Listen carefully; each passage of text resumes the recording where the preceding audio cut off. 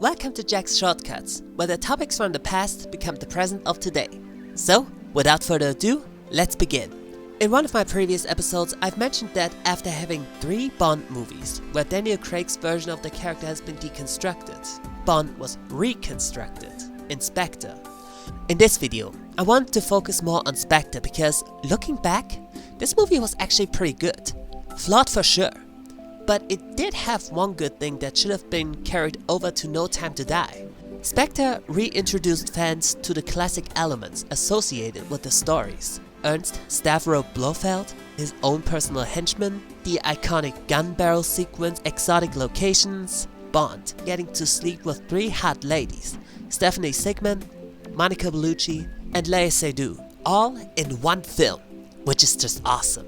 But here are 2 main issues that people took with the film. The first problem was that fans of the deconstructed Craig Bond films considered the traditional Bond elements off-putting, and classic Bond fans thought that the execution fell off, which leads to the second criticism. Spectre tried to tie the previous plots and its villains to Spectre, and how Blofeld was the one to send them all to kill Bond. This attempt at tying everything together felt very rushed at best, and at worst made next to no sense, especially in regards with Raoul Silva, who had a personal vendetta against M, not Bond. Despite all these problems, however, the first criticism did eventually die down over time. As mentioned before with my How to Ruin Superhero Movies video, No Time to Die went for the same approach of studios getting cold feet and revert to something that the re-established fans are more familiar with. You don't win over people by changing everything in such an abrupt way. You have to take your time to let people easier adapt to said changes.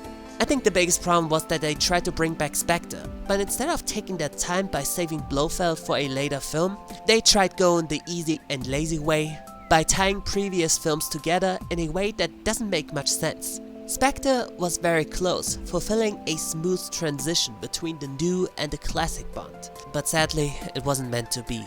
Not until the current zeitgeist is finally coming to an end. Then, and only then, will we finally see James Bond making a proper comeback.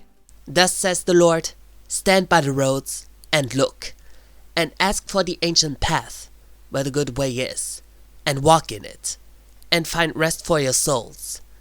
But they said, we will not walk in it.